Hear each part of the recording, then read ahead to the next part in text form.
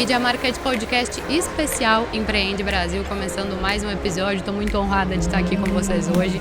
Dr. Sérgio Brincas, bem-vindo ao Media Market Podcast. Obrigado. Ao meu lado, o Delton, também presidente do LEAD, esqueci de mencionar, Obrigado. Presidente do Grupo Bahia Sul.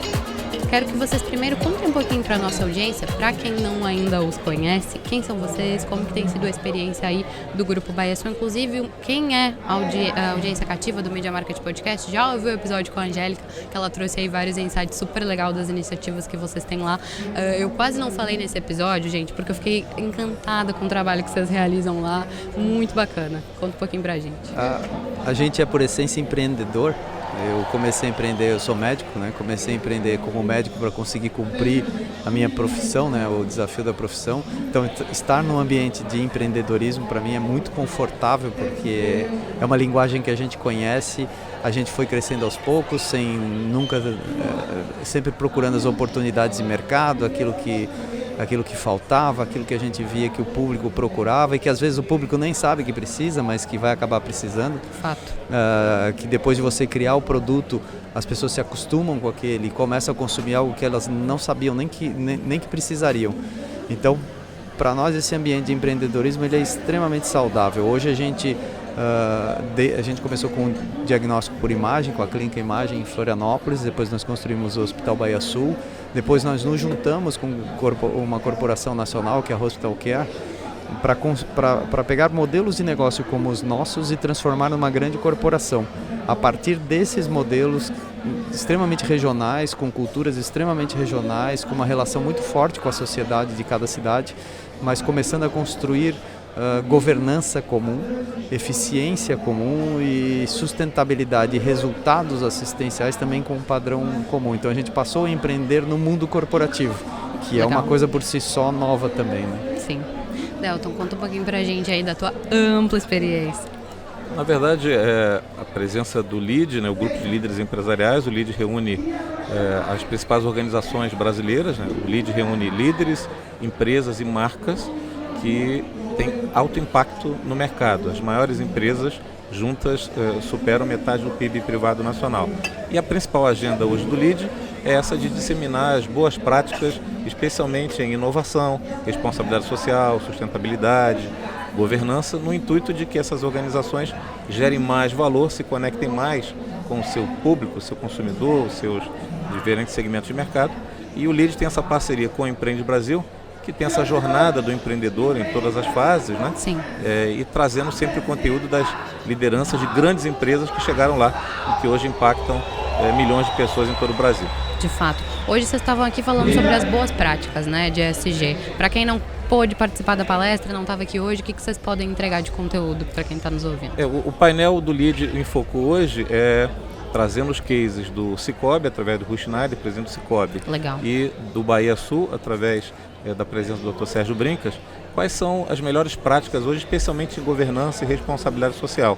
E dentre elas, a principal conclusão do painel é de que esses temas não devam ser pensados apenas quando a empresa chega num estágio tal, né? Na verdade, desde o instante zero, desde da startup, desde que a organização surge, ela tem um contrato social.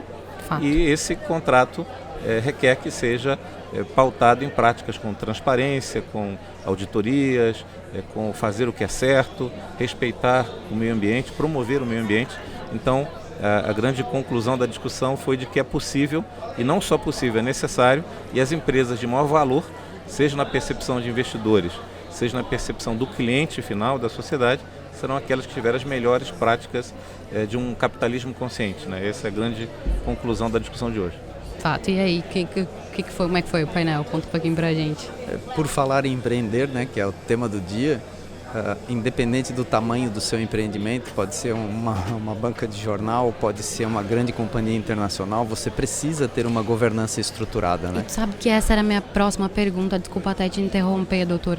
Como que os pequenos e médios que também nos acompanham aqui podem acompanhar? Porque assim, muito se ouve falar de ESG, mas muito superficial, né? São poucos os lugares onde a gente encontra conteúdo aprofundado que a gente possa sair do modismo. Como que o pequeno e o médio pode perceber o lugar dele na sociedade? Como que ele pode entregar mais valor, né, através da empresa? Em grande parte das agendas que eu vejo se falar em ESG, ou se usa isso porque está na moda, ou tem um grupo técnico com profundo conhecimento técnico, existe uma ciência dentro disso, embora ela faça parte da nossa vida, né? Ou esse grupo técnico faz discussões técnicas e eu vejo se usar isso muito pouco na rotina das empresas. Eu entendo assim, governança é obrigatória e essas empresas que não têm governança, elas não se sustentam independente do tamanho. Responsabilidade social eu ponho com uma outra forma, né? Porque a gente sempre pensa responsabilidade social a atender alguém carente. Não. Eu acho que responsabilidade social é você, de alguma forma, tornar o seu ambiente social mais saudável e economicamente mais viável, inclusive para ser sustentável. Sim. Porque de lá que vem sua fonte de receita também. E o meio ambiente nada mais é do que nós habitamos o meio ambiente. Então, seja ele qual for, ou a distância ou próximo, nós temos uma responsabilidade com ele, porque nós geramos um determinado impacto. De alguma forma, a gente... E isso não pode ser uma moda. Isso tem que ser uma preocupação. O mundo em que os muros limitavam as nossas vidas acabou. E as mídias sociais tornam isso muito claro, né?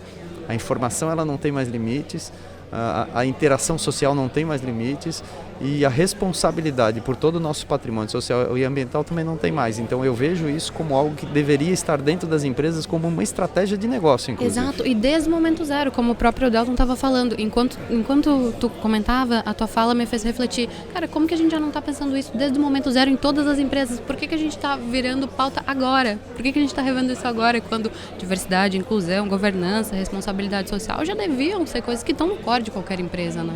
Eu faço talvez até um paralelo, a gente está aqui na plataforma Media Marketing, né, falando com lideranças que tem a ver também com comunicação, marketing, né, é um pouco também como o próprio marketing erroneamente muitas vezes é pensado, né?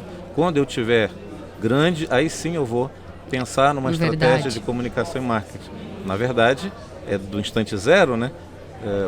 O capitalismo no mundo, as organizações americanas principalmente, né, elas não pensam em marketing quando forem grandes, elas serão grandes porque pensam em marketing, né?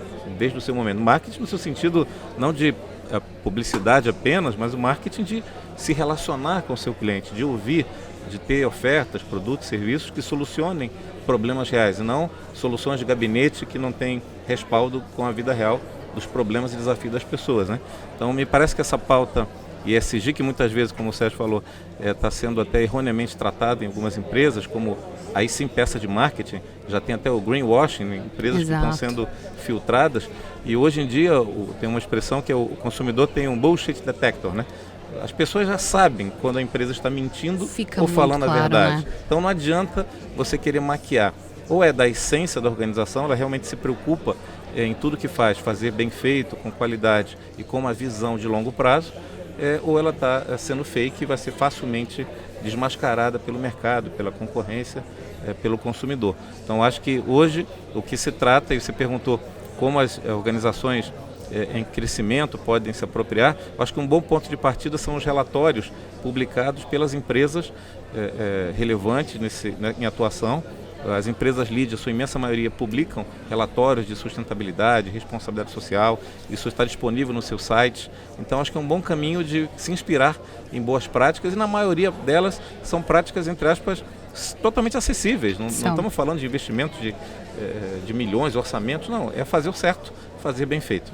Inclusive aqui no evento, né, a gente tem práticas bem legais com relação ao descarte de lixo, os meninos estão fazendo um evento o máximo possível com lixo zero, não está sendo permitido plástico aqui nas iniciativas, para quem não está presente, está nos ouvindo, pode entrar aí, vai entrando na mente esses pequenos pontos, que são pequenos, relativamente pequenos para um evento desse porte, mas que fazem grande diferença, né? Eu acho que o grande desafio daqui para frente dos líderes, das organizações, é a gente deixar de pensar que essas práticas são algo desejável e entender que é algo, como disse o Dr. Sérgio, fundamental, premissa de sucesso das organizações, né? Em muito pouco tempo, as pessoas vão olhar para trás e dizer, mas não era assim antes? Exato. Então, a gente ainda faz como se fosse uma peça de diferenciação. Em pouco tempo, isso vai ser algo dado como um fato de realidade. Senão, não vão ter perenidade, as organizações não vão ter a sustentabilidade no seu sentido mais amplo, que é de continuar a crescer, né? e se desenvolver. E no trabalho que vocês realizam no LEED, com relação a isso, fiquei curiosa um pouco para saber. Além do, imagino que esses relatórios estão disponíveis no site, o pessoal pode encontrar por lá. Tem algum movimento no sentido público, assim, que o pessoal possa assistir, de repente alguma palestra, algum talk, fórum, que possa participar para tentar entender melhor? Eu vou deixar a palavra para o Dr. Sérgio, especialmente para ele falar um pouco sobre esse movimento chamado Empresa de Sucesso é Empresa Saudável. Na verdade, o Dr. Sérgio, como head da vertical do LEED Saúde e Bem-Estar, a ideia nossa é desenvolver cada vez mais esse compartilhamento de bons cases para que a ideia de saúde seja empresarial, não seja ligada apenas a questões financeiras, e sim a saúde humana, né? A saúde de bem-estar e engajamento, que é o tema da vez, né? Não por acaso o Bahia Sul é referência nacional no assunto. Né? Verdade. Eu acho que quando a gente fala, eu acho que é uma grande transformação no ambiente de trabalho, é a empresa passar a se preocupar com a saúde e a felicidade dos seus colaboradores, dos funcionários. A gente não tem mais um modelo, não existe mais um modelo de negócio onde existia o empregador opressor e o empregado oprimido, né? Existem empresas que terão sustentabilidade na linha do tempo em que existem relações humanas sólidas. Eu acho que esse é um ponto inegociável. Quando a gente fala, por exemplo, a gente rotula muito a diversidade. A gente precisa ter rótulos para dizer que é diverso. Não, a gente precisa ter ideias diversas. Não interessa o seu rótulo, interessa que ideia você contribui. E o que os rótulos trazem? Os rótulos trazem vivências diferentes, experiências diferentes, culturas diferentes, que podem trazer uma visão do mundo diferente, inclusive dos públicos que todo negócio busca atingir um determinado público. Então, quais são as percepções que tem na criação do negócio? Então, se você não tiver hoje uma empresa que tem esse ambiente saudável, esse ambiente de relação com a sociedade dessa forma, esse ambiente que permite ideias diversas, que podem estar em culturas ocultas atrás dos rótulos diversos pelas suas vivências, você não vai conseguir competir num mundo tão amplo, né? Num mundo tão aberto e de relações tão abstratas, porque você não controla mais as relações. Você não controla, a gente estava conversando agora há pouco, você não controla a comunicação interna. Tudo que você publica internamente, imediatamente ela é pública. Se você seja um WhatsApp, seja uma foto na parede, seja um cartaz na parede, tudo é público. Ele é imediatamente público, porque alguém pode postar em algum lugar ou alguém pode transmitir para alguém. Então, aquele conceito de comunicação interna e externa, para mim, não existe mais, existe apenas comunicação. Boa, bem observado, muito bem observado. A gente recebeu um grande expert aqui de marketing de conteúdo que dizia exatamente isso. Luísa, marketing de conteúdo não existe, existe marketing. Exatamente. Não é porque não deixa Exatamente. de ser. O que a gente pode esperar do futuro, principalmente do Grupo Bahia Sul, assim, no que diz respeito às boas práticas, claro? A gente tem como forma cada vez mais sólida essa responsabilidade social. Nem todo mundo sabe nossa história, né? Mas hoje, dentro dessa corporação nacional que a gente tinha os nossos negócios, a gente arrendou o Hospital de Caridade. O Hospital de Caridade é um hospital de mais de 200 anos. O prédio é tombado pelo patrimônio histórico. É o primeiro hospital de Santa Catarina, a primeira escola de saúde de Santa Catarina. E ele tem uma reserva ambiental e ele é cercado por 2 comunidades carentes. Não tem como a gente não ser ESG. Não tem como isso não estar na nossa agenda. Sim. Seja pelo entorno que a gente vive, seja pela história que a gente trouxe para dentro quando se responsabilizou por um patrimônio social. Porque os hospitais, e mesmo os privados, eu sempre disse, quando a gente ergueu o nosso, eu sempre disse, o hospital não é nosso, ele é da sociedade, seja quanto for o tempo que ele vai durar. E quando a gente olhava o próprio Hospital de Caridade ali há 200 anos, eu sempre pensei, o Hospital Bahia Sul tem que estar aqui daqui a 200 anos. E se eu arrendei um Hospital de Caridade que tem 200, ele tem que estar aqui para comemorar os 500 anos. Então, nós somos ferramentas desse bem social. Então, acho que não tem no nosso negócio como desmisturar a responsabilidade social e a responsabilidade ambiental até pela floresta que existe ao redor, que é da Irmandade, que é dona do patrimônio, a Irmandade Senhor Jesus dos Passos, que é a raiz da história de Florianópolis. Ela surgiu junto com a história da colonização açoriana em Florianópolis. Então, não tem como não ser ESG. O nosso negócio é totalmente ESG, né? Bacana, que bacana. Quero estender a pergunta para ti também, Delton. Acredito que tu pode só ter um olhar até mais geral, assim, mais amplo, para passar para a gente. O que a gente pode esperar de tendências no que diz respeito à governança, enfim? Acho que a tendência e o grande, por outro lado, também desafio das organizações é se tornarem ambientes que sejam conectados com o cliente e com o seu público, né? As pessoas não querem mais fazer parte de organizações que apenas, entre aspas, entreguem produtos e serviços. A organização tem que, de algum modo, ajudar a vivermos numa sociedade melhor. Tem uma frase aí de um autor americano que fala que no futuro as pessoas mais prósperas serão aquelas que lideram negócios que são negócios do bem. Parece bobo, mas até pouco tempo as maiores fortunas do mundo eram de pessoas que vendiam cigarros ou armamento, álcool, enfim. Então, cada vez mais serão negócios relacionados à melhoria da qualidade, das condições de vida das pessoas em alguma esfera, né?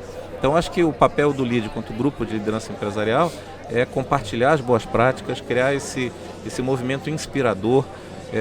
Muitos empresários, aqui fica até um chamamento, pensam, não, mas isso não é minha obrigação, eu nem gosto de falar de mim, eu não quero me promover, mas não se trata disso. Exato. Se a gente pensasse dessa maneira, não teria os prêmios, por exemplo, que reconhecem boas práticas, existem, por um lado, para enaltecer o que foi feito de positivo, mas por outro também para, entre aspas, constranger aqueles que ainda não estão fazendo o que tem que ser feito. E inspirar aqueles que estão. Né? Eu achava que era só ter bons resultados. Não, parece que eu também tenho que ter impacto positivo, eu também tenho que cuidar das pessoas. Então, esse é o efeito multiplicador das boas práticas. Então, mais do que algo de vaidade, chega a ser uma espécie de obrigação das lideranças compartilhar o que está sendo feito, não porque alguma empresa seja melhor do que outra. Não tem nenhuma empresa no mundo que hoje possa dizer, eu sou ESG. O que você tem são práticas, são cases de sucesso, são boas experiências para serem multiplicadas. E que bom, né? Temos muita coisa para melhorar, esse otimismo que, de algum modo, unifica quem participa do LEAD. Né? E que nos move, né? E que nos move. Esse papo é um papo curto mesmo, a nossa audiência está acostumada a episódios aí de 40, 50 minutos, mas eu já deixo aqui o convite oficial para que vocês vão até o estúdio no Morro da Cruz para que a gente possa aprofundar esse tema que é tão relevante atualmente, né? E ad eterno. Eu encerro agradecendo novamente a presença de vocês aqui no Media Market Podcast. Até a próxima. Tchau, tchau.